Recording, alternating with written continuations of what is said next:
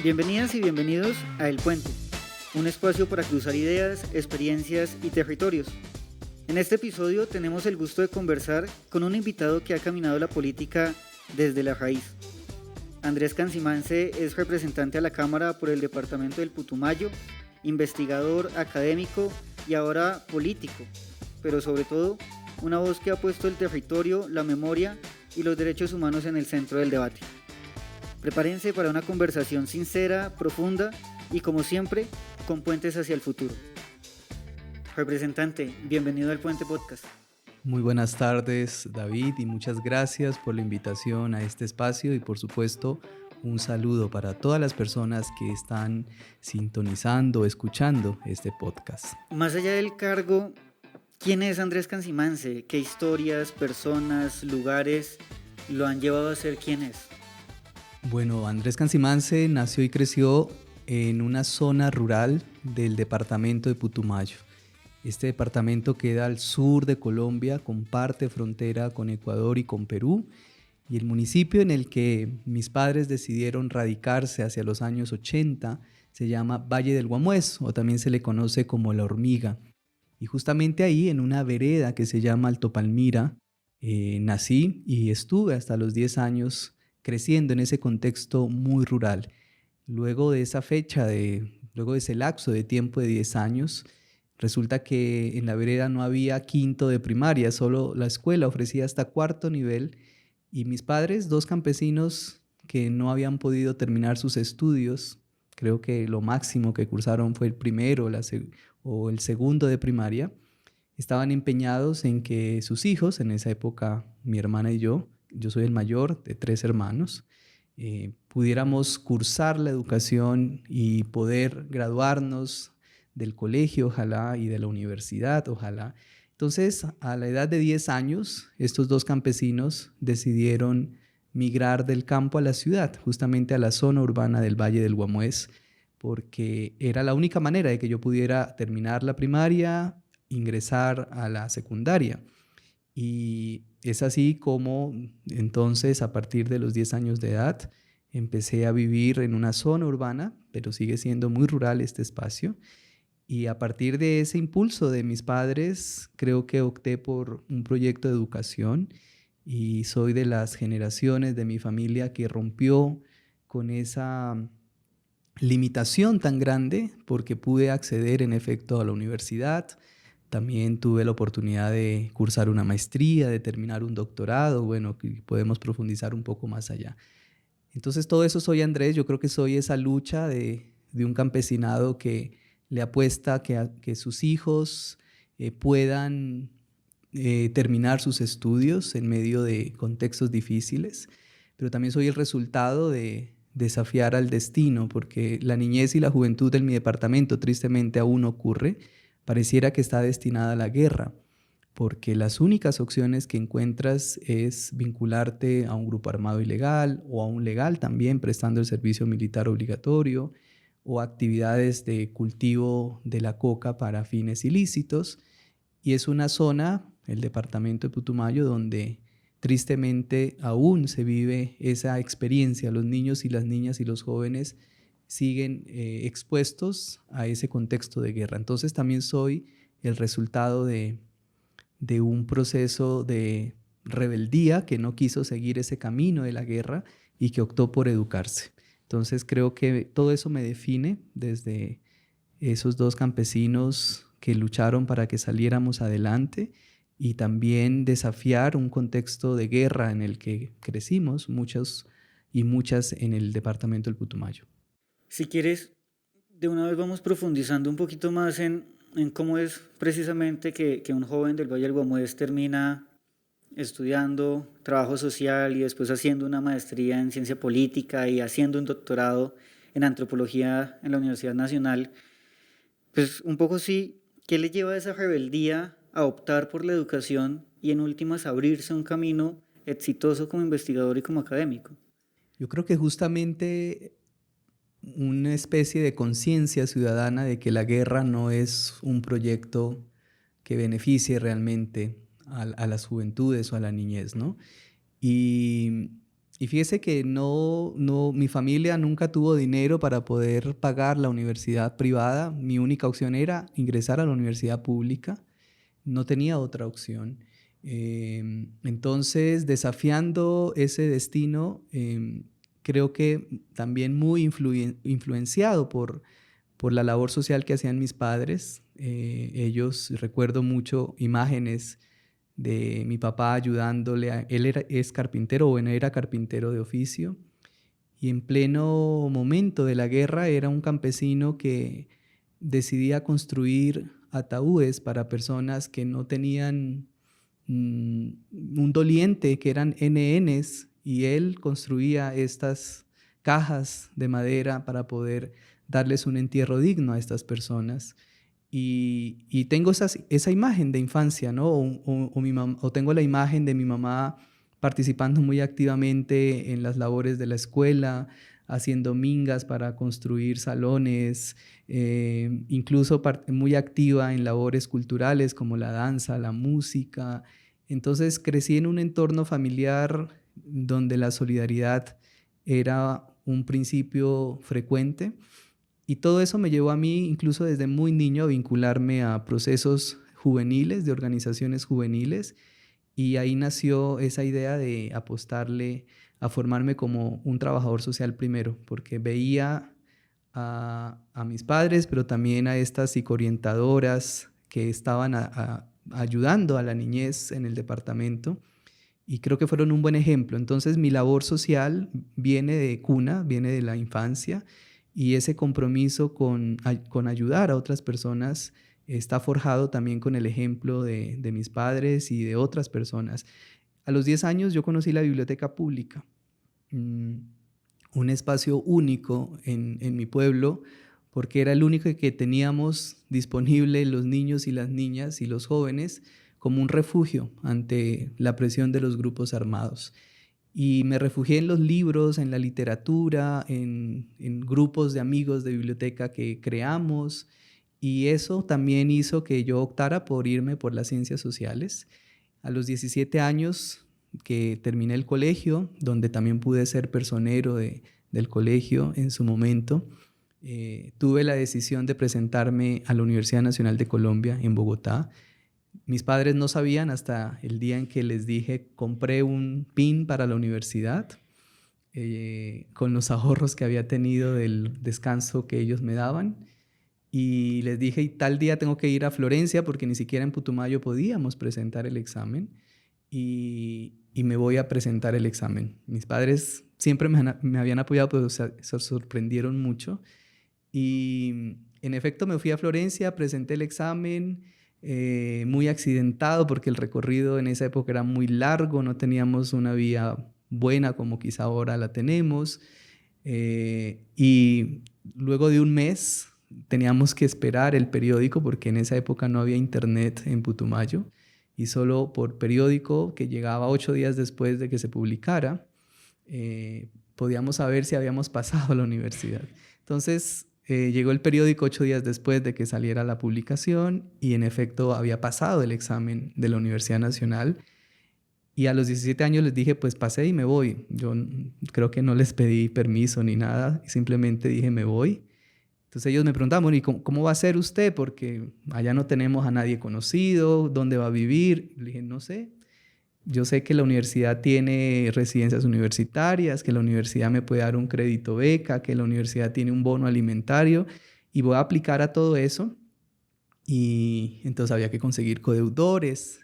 Y finalmente, a esa edad, llegué a Bogotá. Ya la había conocido porque había participado de procesos de organización juvenil, y en algunos eventos se hacían en Bogotá. Entonces ya conocía la ciudad, pero obviamente de pasada, ¿no? Como para vivir en ella, ¿no? Entonces también había un desafío enorme por el clima, pues La Hormiga es tierra caliente, una ciudad muy grande, pues nosotros allá somos una ciudad muy pequeña.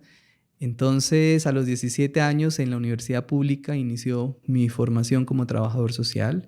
Ahí seguí vinculado a todas las cosas de la carrera y de la facultad, en el comité asesor de la carrera, me vinculé a los grupos de danza, de música. De hecho, siempre fui bailarín de la Universidad Nacional de Colombia, de los grupos institucionales de danza folclórica y danza contemporánea. Yo creo que eso también me ayudó a soportar la ciudad, porque es un contexto radicalmente distinto al que venía. Si no hubiese sido por esa universidad, por las becas que ofrecía la universidad, no hubiese podido terminar mi carrera porque las condiciones económicas pues, no me lo permitían. Luego, en el 2008, cuando salí de trabajo social, me fui con una beca que gané a Ecuador a cursar mi maestría en ciencia política, otra experiencia también muy fuerte. Y finalmente gané otra beca para regresar a la Nacional de Colombia a hacer mi doctorado en antropología. Era la primer cohorte de un doctorado que se ofrecía en Colombia en antropología, es decir, no existían programas de doctorado nacionales en antropología, así que era la primera experiencia que se daba en este país de formarse en un doctorado en este campo de las ciencias sociales. Y fíjese que dentro del grupo de estudiantes fui el primer graduado del doctorado siendo un trabajador social. Me gradué de primero de toda la cohorte, entonces terminé siendo como el primer doctor en antropología que se gradúa en una universidad colombiana. Eso me dio para que la Universidad Nacional me hiciera un reconocimiento y ahí digamos termina un poco mi formación académica como doctor. Fíjense en que siempre fue con becas, sin posibilidad de hacerlo de otra manera, ¿no? Trabajo social me condonaron el préstamo universitario por las notas que saqué, entonces no tengo esa angustia que miles de jóvenes tienen en este país de una deuda con un banco o con una institución.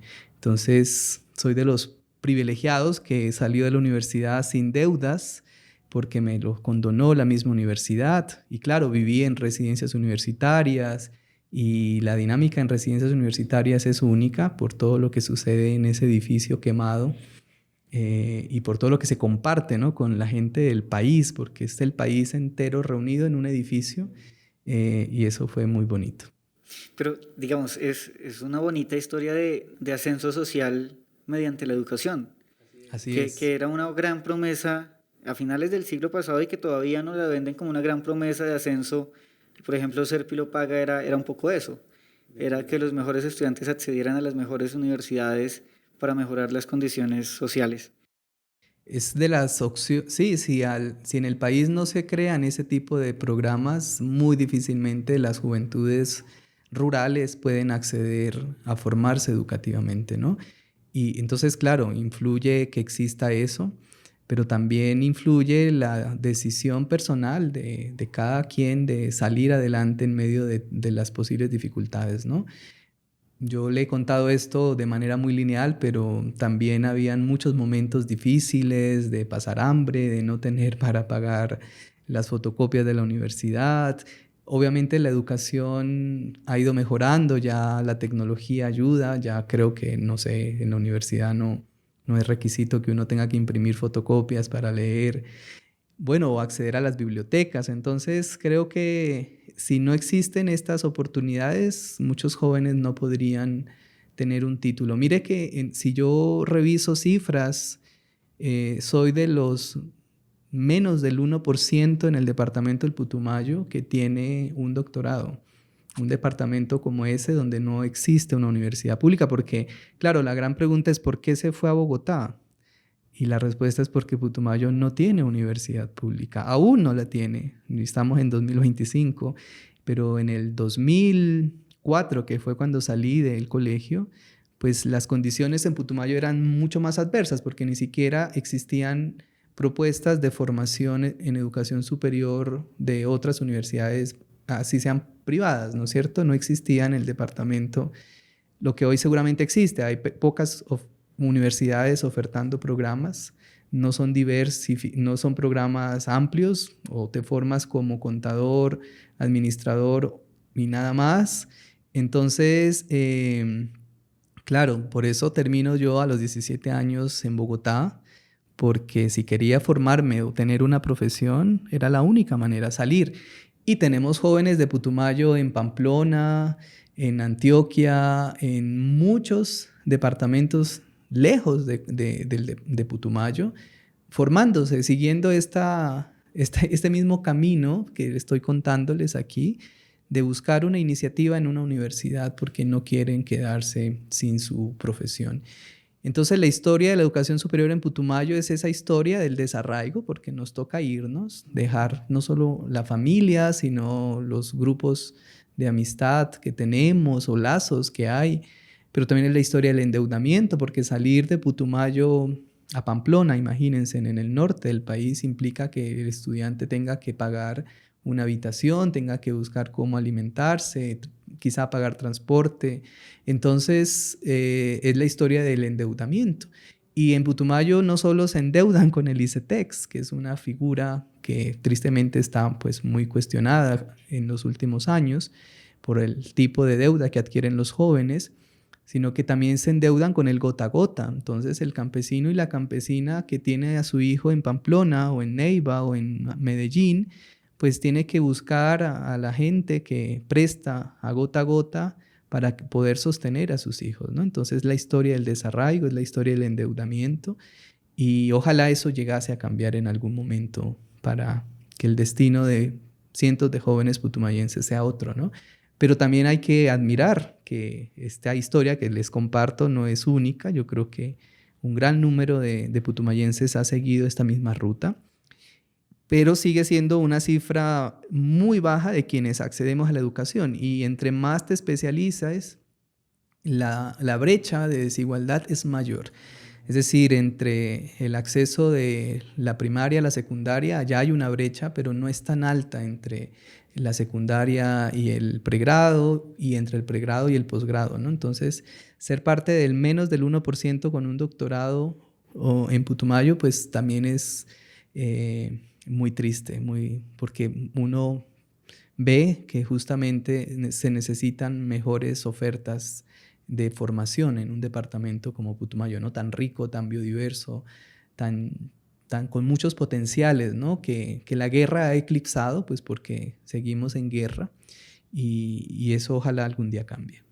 Fepri, tu trayectoria, pues de una u otra manera, ha estado marcada por una apuesta clara por la memoria, por la paz, por la cultura, por los derechos humanos. Y de pronto la respuesta es obvia, pero ¿qué lo lleva a tocar esos temas y a trabajar en esos temas y a dedicarse y a entregarse a esos temas? Cuando yo tenía, creo que 12 años, sí, ya estaba en el colegio, empezó un día a llegar muchos niños y jóvenes al colegio y todos nos decían es que sobrevivieron a una masacre. A esa edad yo no tenía la dimensión de lo que implica una masacre en mi conciencia. Sabíamos que habían asesinado a muchas personas. Eso era en el año 1999. Y esa imagen creo que se me quedó prendida en mi existencia y se la menciono porque justamente cuando empecé a terminar mis estudios, mi interés fue regresar a Putumayo a reconstruir la memoria histórica de la guerra. Y mi tesis de maestría, de hecho, fue sobre esa masacre de 1999, cuando 150 paramilitares de las Autodefensas Unidas entraron a ese lugar que se llama Inspección El Tigre y masacraron a muchas personas, mayoritariamente a jóvenes. Desaparecieron a otras más, casi incendian el pueblo y sentenciaron a estas personas bajo el rótulo de auxiliares de la guerrilla y bajo esa lógica casi desaparecen todo eso. Pero la imagen que yo tengo es la de niños y niñas que habían perdido a sus padres y madres, que llegaban al colegio refugiados de la guerra. Y desde esa época yo me preguntaba, bueno, ¿y por qué pasan estas cosas? ¿O qué pasó en el Tigre? Y justamente esa imagen, muchos años después, se convirtió en la principal inspiración para que yo me dedicara a reconstruir la memoria histórica, no solo en Putumayo luego, porque tuve la oportunidad de recorrer varias zonas del país, dialogando con múltiples víctimas del conflicto armado, en esa institución que se llama el Centro Nacional de Memoria Histórica, que antes era el Grupo de Memoria Histórica, cuando con la Ley de Justicia y Paz, en el gobierno del expresidente Uribe, pues se crea este grupo y el mandato de que había que reconstruir la memoria en la Comisión Nacional de Reparación y Reconciliación, que termina luego pues siendo el Centro de Memoria Histórica. Entonces empecé a recorrer Colombia reconstruyendo estos relatos con la firme idea de que la memoria no está cimentada en la retaliación, sino todo lo contrario, en saber qué pasó, por qué nos pasó, en asignar la responsabilidad de la culpa a quien debe estar, en el lugar en el que debe estar, porque recuerdo mucho a madres de hijos y hijas desaparecidas por la guerra, que terminan echándose la culpa a sí mismas y diciendo si yo hubiera hecho esto, si yo me demoraba un poco más. Es decir, siempre la culpa se ha instalado en las víctimas y la memoria histórica lo que permite es resignificar eso y atribuirle la responsabilidad a quien le corresponde realmente, ¿no? Entonces es un ejercicio muy liberador. Por supuesto han sido experiencias que también me han cuestionado porque la gran pregunta, por ejemplo, cuando yo llegué al Tigre con mi tesis de maestría, 12 años después de que ocurrió la masacre, a preguntarles, bueno, ¿qué pasó aquí?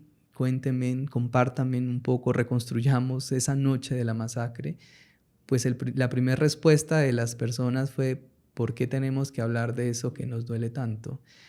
Y claro, ahí empezó un proceso de resignificar la experiencia, ¿no? Y nos dimos cuenta luego, mucho, con los talleres de la memoria, que en 12 años no habían podido hablar del hecho violento, que en 12 años habían estado silenciados porque los responsables de la masacre se quedaron a vivir en el territorio y a instalar retenes militares y controles militares. Entonces, pero luego fue un ejercicio sumamente poderoso por todo lo que implicó. Construimos medidas de reparación, identificamos para estas personas esas ideas de cómo se sentirían reparadas, por supuesto sin desconocer que hay cosas que no van a tener reparación, ¿no? Las vidas que se perdieron no hay manera de repararlas, pero la gente empezaba a hacer un ejercicio de hacer hablar los silencios y eso fue muy potente, incluso como una medida psicosocial de poder sanar esas heridas que deja la guerra y que deja el silenciamiento y la impunidad. Hoy pues es uno de los pocos casos que no ha podido ser resuelto en términos de la justicia, porque los implicados de la masacre no han asumido su responsabilidad.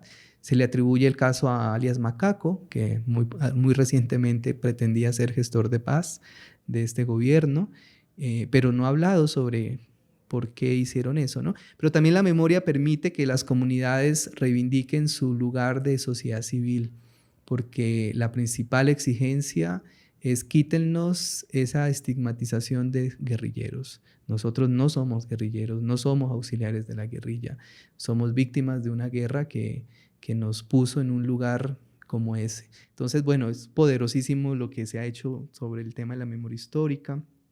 Luego, pues, reconstruimos otros casos. También trabajé bastante con personas violentadas sexualmente, con familiares de personas desaparecidas. Es decir, hicimos un ejercicio muy grande alrededor de estos informes. Y ahí me consolidé, digamos que esa fase de mi vida fue la fase de acompañar estos informes de memoria histórica durante varios años.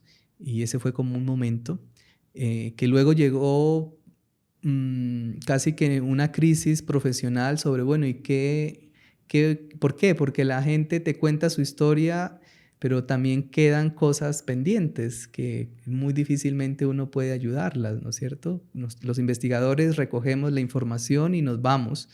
Yo vivía en Bogotá en esa época, entonces yo iba a Putumayo, recogía la información y bueno, y luego ¿qué pasaba con la vida de estas personas? ¿Qué les dejabas tú?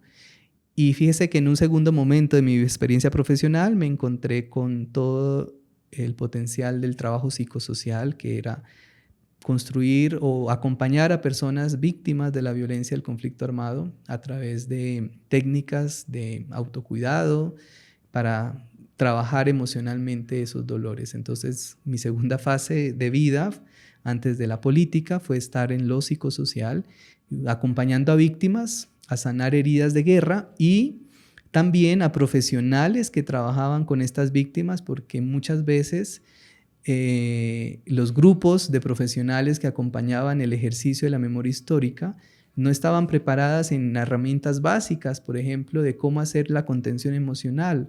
Teníamos a historiadores en talleres de la memoria y de repente las víctimas lloraban. Y el historiador, la historiadora decía, ¿y yo qué hago cuando una persona me llora? No sé qué hacer. Me voy, la dejo, le paso un vaso con agua, le paso un pañuelo. Entonces empezamos también a trabajar con profesionales enseñándoles técnicas de contención emocional o técnicas de emergencia emocional para que supieran qué hacer en esos casos, porque por supuesto si un taller de memoria no se enfoca de la manera correcta puede generar heridas y revictimizar, y pues de eso no se trata, ¿no? Entonces mi fase anterior a la política terminó trabajando en todo el país con profesionales que acompañaban a víctimas o incluso profesionales que se dedicaban horas a escuchar los relatos de los paramilitares diciendo cómo hacían las masacres, cómo desaparecían a la gente. Y era un profesional que estaba en una cabina con unos audífonos escuchando al paramilitar relatando el horror de la guerra. Y luego ellos, ¿qué hacían con esa información en términos personales, ¿no? ¿Cómo procesarla? ¿A quién le cuento? ¿Cómo la tramito? Entonces nos dedicamos con un grupo de trabajadores sociales y psicólogos a abordar ese campo inexplorado hasta ese momento, de ayudar a los que también estaban como en ese rol de profesionales, ¿no? Entonces ahí estuvimos muy en ese campo de la memoria. Entonces fíjese que la memoria tiene muchas aristas. Y qué bueno que también pensemos en los profesionales y las profesionales que acompañan estos procesos, porque terminan agotadas físicamente, emocionalmente. La psicología nos habla del síndrome de Burnout, de la contaminación temática, que son conceptos psicológicos, pero que dan cuenta del sufrimiento de los profesionales que también trabajan con las víctimas. O sea, el sufrimiento en este país no solo le corresponde a las víctimas que han sido heridas por distintas modalidades de violencia, sino que también es un sufrimiento compartido por cientos de profesionales en todo Colombia que trabajan con víctimas, en la unidad de víctimas, en la unidad de restitución de tierras, en la unidad, bueno, en el Centro de Memoria Histórica, muchas entidades del Estado que se crearon con la Ley 1448, que es la Ley de Víctimas, ¿no? Un poco cuando yo estaba pensando en este episodio, digamos, también pensaba un poco en la forma en la que los símbolos nos cuentan historias, nos crean identidades, pero también disputan ciertos significados. Y entonces, por ejemplo, cuando uno lo ve a su merced, es muy usual verlo con el jaguar o con las camisas bordadas, o incluso el mismo día de la posesión era un símbolo. Y un poco la pregunta frente a eso es, ¿cuál es el poder de los símbolos y cuál es el poder que usted le ha dado a esos símbolos para construir, pero también para disputar esos lugares comunes y esos relatos que tenemos del Putumayo, de las identidades diversas, del conflicto? Sí, yo creo que la reivindicación que hago son en dos componentes. El símbolo territorial de mi departamento en el que nací y crecí. Entonces siempre estoy reivindicando la importancia o la riqueza que tiene nuestro departamento, que es la biodiversidad. Y esa biodiversidad que hoy tiene muchas presiones y amenazas por distintos hechos, ¿no? La deforestación, la ampliación de la frontera agrícola, la ganadería, o todos los extractivismos que se dan en Putumayo o en la Amazonía, ¿no? El extractivismo del petróleo, el extractivismo minero, o en la historia misma, el caucho, la quina, las maderas, las pieles, el oro.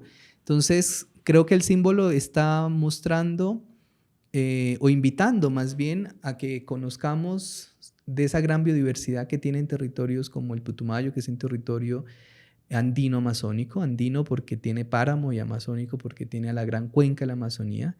Y entonces es poderoso a través de una imagen de un jaguar, de un colibrí, de un río, de una montaña, de un tejido, hacer conciencia ciudadana sobre ¿cuál es nuestra verdadera riqueza? Nuestra riqueza no está en el extractivismo, está en conservar, en cuidar y en proteger. Si hoy tenemos una apuesta de luchar contra el cambio climático, no podemos seguir expandiendo economías extractivistas, no podemos seguir pensando que el bioma amazónico debe estar para sacar petróleo y gas y cobre. No, tiene que ser distinto. Entonces ese es un primer componente. Y el segundo es de mi identidad, mi orientación sexual. Yo soy un hombre gay y ese símbolo de la diversidad sexual también para mí es un orgullo y es una protesta porque lastimosamente en Colombia el número de asesinatos de las personas LGBTIQ+ es elevadísimo. Solo en 2025 para Antioquia ya van 14 asesinatos de personas LGBTIQ+.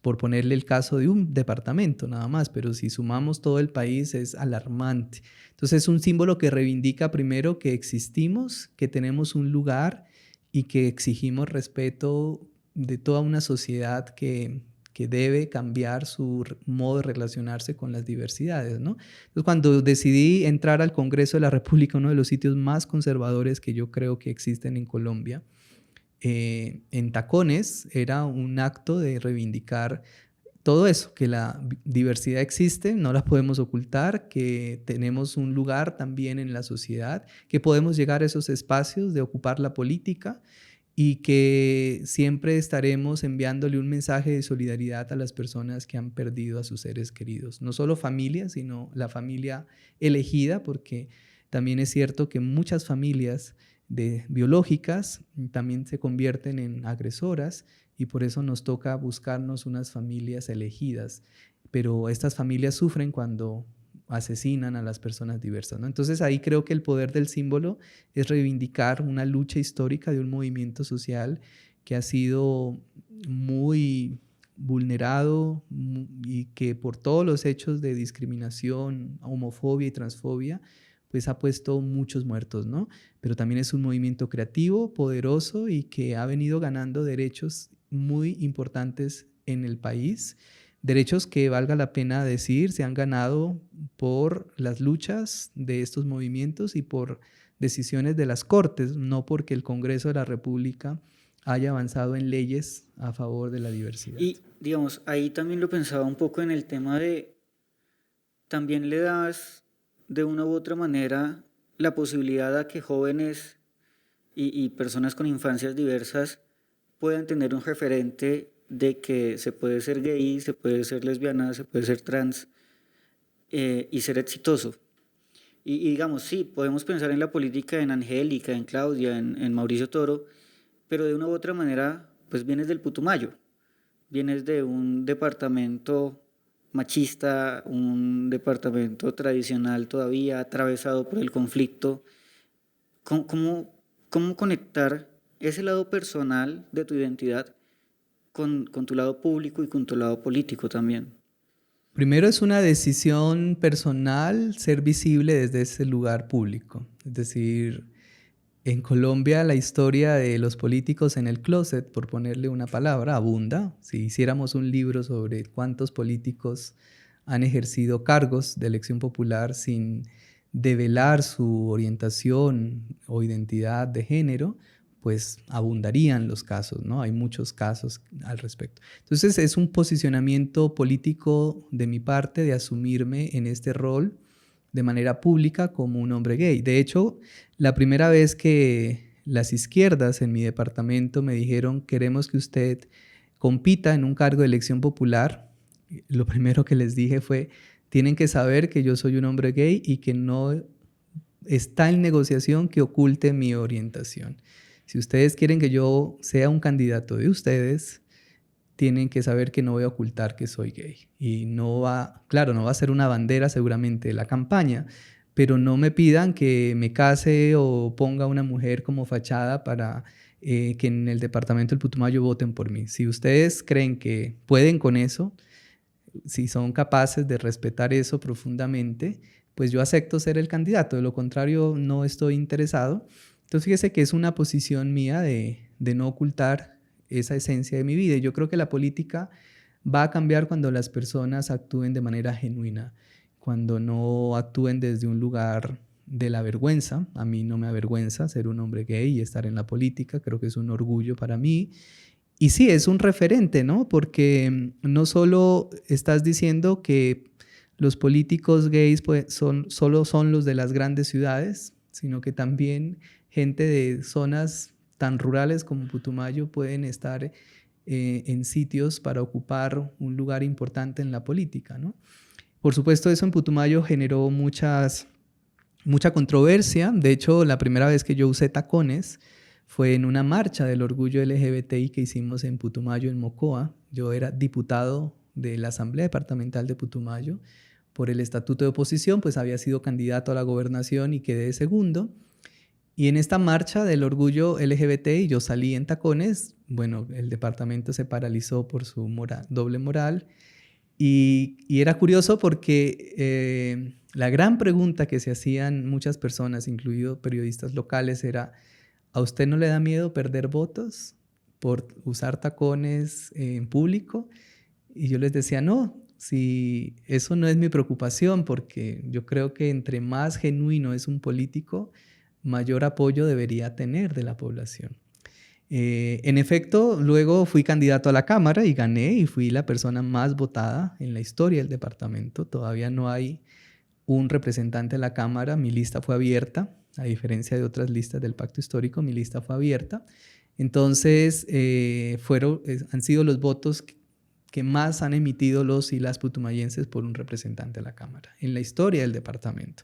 Entonces, fíjese que ese miedo de perder votos por usar tacones o estar visible en el ejercicio político, pues no aplicó, al menos en este caso. Muy valiente, de una u otra manera. Puede ser una manera de ser valiente. Andrés, un poco volviendo a esa trayectoria como investigador en temas de memoria y conflicto y después el trabajo psicosocial, digamos, ¿qué lecciones podemos sacar como sociedad un poco pues, de estos ejercicios de construcción de memoria, pero también cómo enlazarlos con el tema de reconciliación y de fin del conflicto, que se ve un poco nublado, pero que aún vale la pena seguir pensando en un fin del conflicto? Pienso que esto podría mejorar si cada vez más la sociedad es empática. Yo creo que si vemos la memoria histórica y estos relatos del dolor, pero también de la resistencia que han tenido las comunidades y las personas en general, y los leemos desde ese lente de la empatía, yo creo que esta sociedad cambia. Porque aquí también hay un gran interrogante que hay que hacerle a la sociedad colombiana. ¿Dónde estaban mientras masacraban, mientras desaparecían, mientras violaban? Y creo que en esa lógica, Francisco de Ruz, cuando estaba al frente de la Comisión de la Verdad, le lanzaba esa pregunta a la sociedad: ¿y dónde estábamos? Entonces yo creo que todo esto que hacen investigadores, investigadoras, instituciones a cargo de reconstruir la memoria, están en función de crear empatía. Y si usted es capaz de conmoverse de un relato de una sobreviviente de violencia sexual, si usted es capaz de indignarse por lo que le pasó a una madre de una persona desaparecida, yo creo que ahí construye identidad, empatía. Y yo siento que la construcción de paz debería estar cimentada en la construcción de empatía. La reconciliación, el perdón debería estar en esta categoría que llamamos empatía, ¿no? Cómo nos ponemos en el lugar de las otras personas. Y yo creo que ahí habría un mensaje poderoso para avanzar en una sociedad con tantos años, tantas décadas de dolor. Incluso eso nos permitirá superar la polarización social en la que estamos, ¿no? Porque no podemos desconocer que en Colombia seguimos alimentando, pareciera, un proyecto de sociedad polarizada, unos contra otros, y yo creo que eso tenemos que superarlo, y ojalá todos estos recursos de la memoria, estos recursos de lo psicosocial, nos llevaran a construir una sociedad que realmente piense en el otro y en la otra, ¿no? Porque hay algo, y esto lo decía un sacerdote putumayense al que admiro mucho: si hay algo que nos une como país es el dolor. el dolor de las familias secuestradas por las FARC en su momento, o el dolor de los desaparecidos por los paramilitares. El dolor no tiene ideología. Digamos, el dolor no atraviesa por estas lógicas de confrontación partidista. Es una emoción que compartimos en la historia del país. Y si entonces compartimos esa experiencia de dolor, podemos también compartir la experiencia de la empatía. Y desde ese lugar construir una sociedad en paz y construir una sociedad que no quiera seguir destruyéndose. Y yo terminaría diciendo, ya con la experiencia psicosocial en la que he estado participando, y que es esperanzador a mi modo de ver, porque resulta que biológicamente estamos diseñados y diseñadas para vivir en paz. Es decir, nuestro organismo está diseñado para que vivamos en paz. Si quisiéramos decir, la paz más que un decreto, una ley, un acuerdo, es una opción biológica de cómo sobrevive una especie, compartiendo, conviviendo, vinculándose. No sobrevive de otra manera. Si no creamos vínculos, la sociedad estaría condenada a desaparecer. Entonces, creo que todo esto nos permitiría plantear que tenemos que seguir buscando esa perspectiva de la empatía y más bien dándonos cuenta de que estamos diseñados para vivir en paz y no para vivir en guerra. Sin duda eso pues es otra manera de concebir la política y de concebirnos como sociedad y de concebir nuestras relaciones y la disputa por el poder. Y tal vez dando un paso justamente a esa trayectoria política, pues en 2019 tú eras candidato a la gobernación, quedaste en segundo lugar, fuiste diputado por estatuto de oposición y digamos, ya dijiste un poco cómo fue hacer campaña en Putumayo siendo un hombre gay, pero también cómo fue hacer campaña sin maquinaria, viniendo del movimiento social y de un movimiento social que estaba fragmentado y que termina uniéndose. ¿Cómo es todo ese proceso? Pero además, ¿qué experiencias o qué enseñanzas nos deja para el 26 y más allá del 26? Cuando aparezco en 2019 como candidato en Putumayo, todos me daban de último lugar. Éramos 5 candidatos en esa época y siempre ocupaba en los sondeos que se hacen el 5º lugar. Pero además no tuve la posibilidad de poner vallas, grandes vallas, no tuve la posibilidad de acceder a programas radiales, a tener cuñas, nada de eso. Eso era imposible porque nuestra campaña se hizo prácticamente sin recursos. Yo creo que en gobernación el presupuesto máximo que llegamos a conseguir en términos de dinero en efectivo fueron 80 millones de pesos, no sobrepasó a eso. Muchos nos decían, ni siquiera un concejal tiene 80 millones. En Putumayo un concejal puede poner hasta 400 millones para ser concejal. Bueno, yo iba para la gobernación.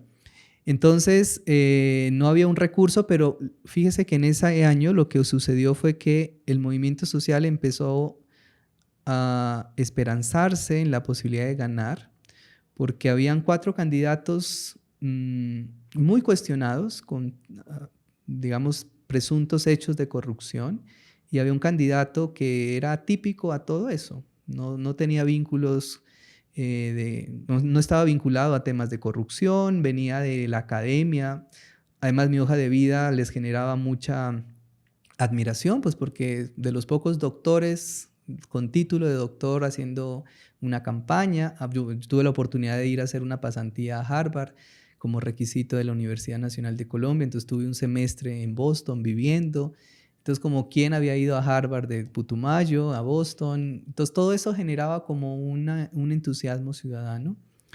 Y claro, eso empezó a transmitir una sensación de que era posible romper con una manera tradicional de hacer política. Claro, yo asistía a todos los debates que me invitaban, iba al mayor sitio de lugares a los que me invitaban, visitaba zonas rurales a las que nunca antes un candidato a gobernación había ido, y eso nos valió para que de repente 30,000 personas votaran por mí a la gobernación de Putumayo. El que ganó con 36,000, creo, pero con una inversión presupuestal enorme de miles de millones. y casi pudimos debatir, digamos, ese lugar tan importante en el departamento. Y claro, para los grupos armados que dominan la política, porque no podemos desconocer que hay grupos armados ilegales al frente de la política en el departamento, pasábamos por desapercibidos, nos subestimaron y dijeron, pues no hay manera de que esta persona sea un riesgo para nuestros propósitos de incidir en la política electoral. Pero el resultado fue ese, estuvimos de segundos. Y luego en Cámara el ejercicio fue muy similar. La gente autoorganizada en los 13 municipios era la que hacía la campaña y eso nos dio que pudiéramos lograr este lugar en la Cámara de Representantes. Ahora, en Cámara sucedió algo importante y es que en 50 años que el departamento había intentado tener a un congresista de la izquierda, pues no lo había conseguido. O sea, 50 años de intento porque llegara una persona alternativa a la Cámara. Siempre ganaban liberales y conservadores. Putumayo solo tiene 2 curules.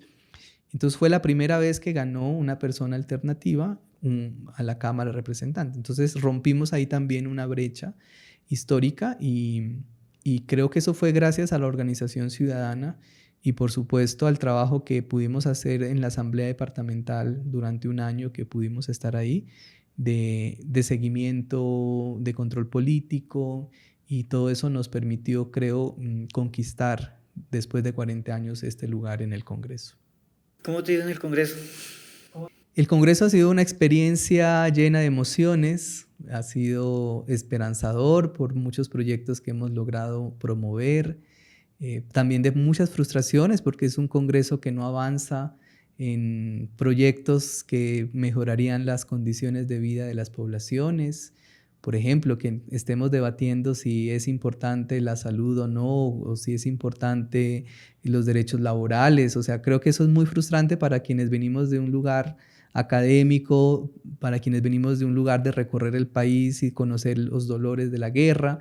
Entonces eso a mí personalmente me ha generado bastante preocupación e indignación, pero también ha sido una experiencia muy poderosa porque hemos podido poner en la esfera nacional temas que van a favorecer al departamento del Putumayo, ¿no? Reivindicar cosas que en Putumayo son importantes, eso también creo que ha sido de lo mejor.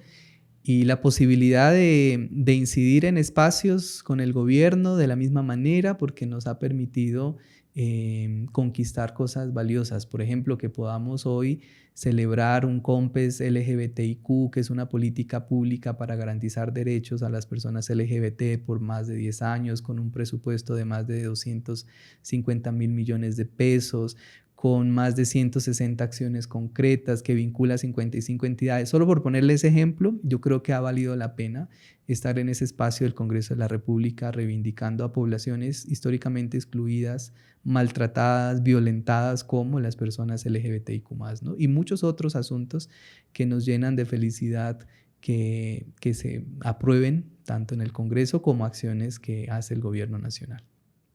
En general es más fácil ser de oposición que de gobierno. Y digamos, Petro no hizo campaña en Putumayo. ¿Qué implica ser un representante de gobierno de cara al gobierno, pero también de cara al Putumayo?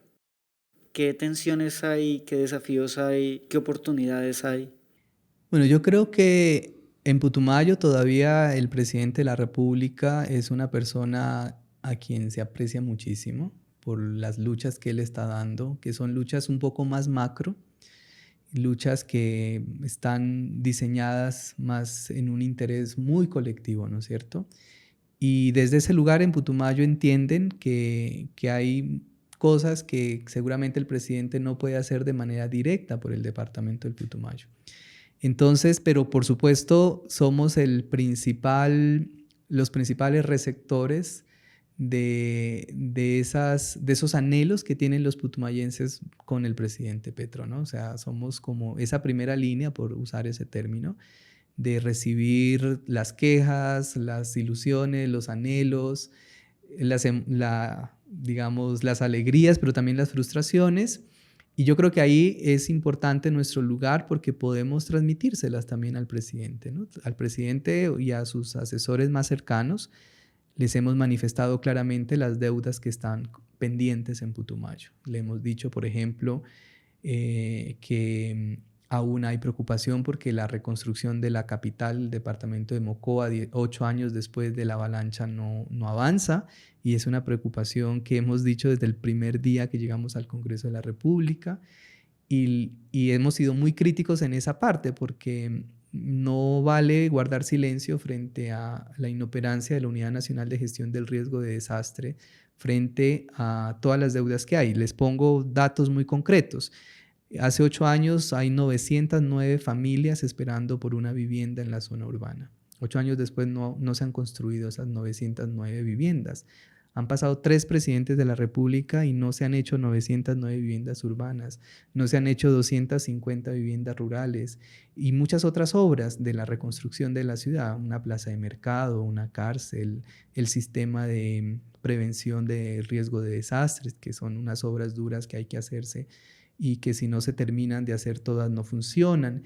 Entonces no hemos sido ajenos a plantearle con claridad al presidente que hay unos temas pendientes y que ojalá no se vaya de su cargo sin resolverlos. Y ahí hemos estado elevando esa voz. También hemos sido muy insistentes en la importancia de los diálogos de paz. Ahí la guerra se ha recrudecido muchísimo con Comandos de la Frontera, que es uno de los grupos armados que está presente, generando desplazamientos forzados, reclutamiento de niños y niñas. Entonces, todo eso para decirle en últimas que somos la voz que recoge todas esas inquietudes y las transmitimos al gobierno nacional. Y creo que esa es una tarea que hemos asumido con mucha responsabilidad y hemos estado ahí insistiendo permanentemente, ¿no?, en cómo resolver esos grandes desafíos que hay en el departamento. Y seguiremos insistiendo que el presidente pues actúe, ojalá, para resolver al menos estos puntos que son vitales para una región como el departamento de Putumayo. Un poco para ir cerrando, digamos, ¿cómo lees al gobierno nacional en términos de cuáles han sido, no necesariamente éxitos y fracasos, pero sí podemos decir debilidades y fortalezas, sí podemos decir en qué ha avanzado y qué deudas tiene? Por ejemplo, hoy mismo tenían debate de control político por el tema de seguridad y reclutamiento de niños. Y muchos dirán que es un gobierno que no sabe gobernar, el gobierno dice que es que no lo dejan gobernar, pero un poco ¿cuál es la lectura frente al gobierno? Mira, yo siento que el primer gobierno progresista en Colombia ha tenido desafíos estructurales por 200 años de una historia bipartidista prácticamente, ¿no es cierto? Y pues claramente quizá los 4 años no van a ser suficientes para poder sacar adelante temas estructurales en los que el presidente ha querido movilizar. Es decir, cambiar el sistema de salud, cambiar el sistema pensional, cambiar el sistema laboral, pues toca unos intereses que durante 200 años pues no estaban focalizados en función de grupos históricamente vulnerados o en pobreza. Entonces, por ejemplo, para mí el principal acierto del presidente Gustavo Petro es insistir en la importancia de esas reformas estructurales, porque realmente está pensando, por ejemplo, si retomamos la reforma laboral, es devolver derechos colectivos que se habían suprimido. O sea, ¿cuántos millones de personas anhelarían que la jornada nocturna empiece a las 7 de la noche y no a las 9 de la mañana, por ejemplo? Yo creo que eso es una reivindicación del presidente de la República que está muy conectada con anhelos ciudadanos de un grupo enorme de personas, es decir, que no se habían podido movilizar en anteriores gobiernos. Entonces eso me parece a mí algo muy valioso y es ahí donde hay que seguir insistiendo en la importancia de estas reformas. Una de mis críticas, que no es un secreto, creo que es un poco más en las formas, ¿no? Yo creo que al presidente le reclaman mucho que no concerta, y yo creo que ahí podría fortalecer un poco más cómo acercarse a estos sectores y hacerles entender que si un trabajador, por ejemplo, siguiendo con el caso de la reforma laboral, con bienestar, pues va a producir más, va a tener más compromiso con su empresa, porque funciona así. Es decir, entonces creo que ahí ha faltado un poco de asertividad en transmitir mensajes poderosos frente a beneficios incluso para los mismos empresarios y empresarias. Digamos, a quienes nos hemos formado en temas sociales como el talento humano, nos dicen claramente que un trabajador feliz es un trabajador que más produce. Un trabajador feliz es el que más comprometido está con su empresa. Entonces, fíjese que eso lo podríamos generar con reformas como la laboral, porque pues prácticamente bajar o que empiece la jornada nocturna a las 7, pues es una gran ventaja para los trabajadores, ¿no es cierto? Solo por ponerle ese ejemplo, ¿no? Entonces yo creo que ahí han sido un poco más las formas, pues bueno, el presidente creo que también está sorprendido, pues porque él ha generado acuerdos que al parecer se han incumplido de bancadas de partidos más tradicionales que no corresponden a lo que el mismo gobierno les ha propuesto desde el primer momento, ¿no? Y pues yo como congresista soy testigo de que sí se han hecho acuerdos y que luego sorpresivamente las bancadas votan en contra del acuerdo que se había construido. Entonces eso es muy sorprendente que pase en el Congreso de la República. Y yo lo veo desde esa perspectiva, ¿no? Entonces valoro enormemente que se piense en estos temas estructurales y pues ojalá podamos conseguir avances en estas reformas que el presidente ha venido impulsando. En noviembre pudimos compartir unos espacios en Puerto Asís, en Putumayo, en la visita al seguimiento del acuerdo de paz. Y digamos, una de las cosas que más me impresionaron y me tocaron a mí de una u otra manera era el liderazgo que tienen las mujeres y los jóvenes. Y es un liderazgo no solo de resistencia, sino también de proponer y de construir.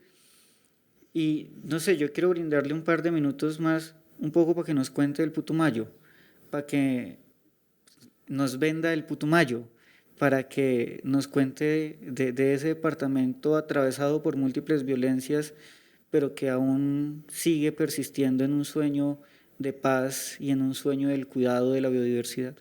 Bueno, si usted quiere conocer un sitio biodiverso, un sitio con ríos impresionantes, con cascadas, con la posibilidad de caminar por senderos llenos de bosque amazónico, visite Putumayo. Es un sitio que se ha construido últimamente bajo la lógica de que la gente lo pueda conocer. Es decir, hay muchos emprendimientos de hombres y mujeres que te ofrecen estos servicios, por decirlo así, para que conozca qué significa la Amazonía colombiana, qué significa la experiencia de caminar durante un par de horas por el bosque, de conocer tradiciones de pueblos indígenas diversos también.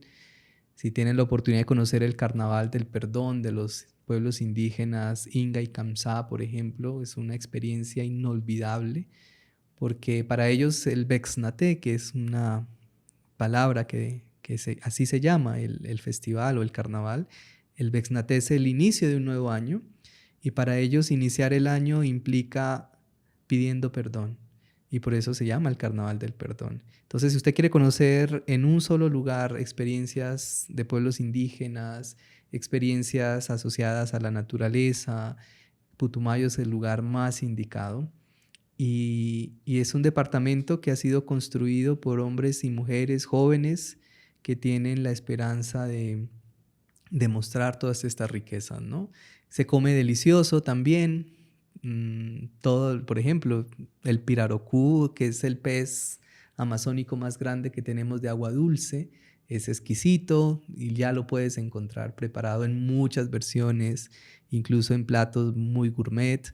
La producción local de productos amazónicos es impresionante. Usted encuentra ya el sachainchi, cosas que nutren, cosas que son deliciosas y experiencias impresionantes. Hay mujeres que hacen productos a partir de la coca, por ejemplo, para ayudar a enviar un mensaje de que la coca no solo es una mata para cultivos ilícitos, sino que también está como alimento, como medicina.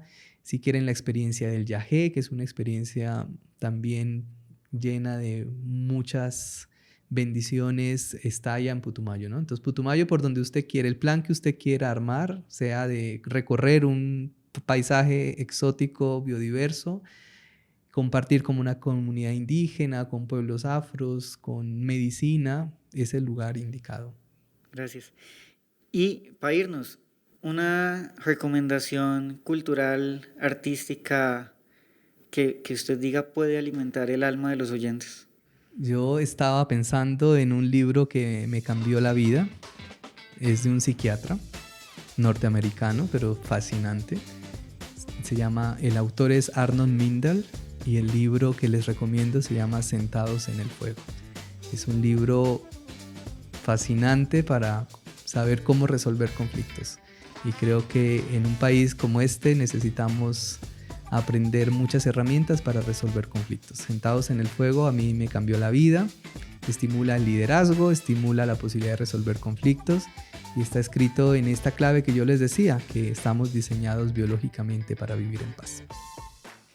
Andrés, muchas gracias por haber estado en el puente. Creo que fue una conversación inspiradora que nos ayuda un poco a entender que el dolor también puede transformarse en empatía y a partir de la empatía encontrarnos para reconciliarnos, para construir colectivamente y de entender también que al final tenemos más cosas en común que las que nos diferencian.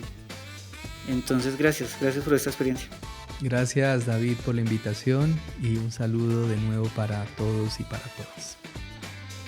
Este es El Puente, nos encuentran en Spotify, Apple Podcasts y YouTube. En la producción general estuvo Daniel Cardoso y en la producción de audio Leonardo Hernández. Muchas gracias.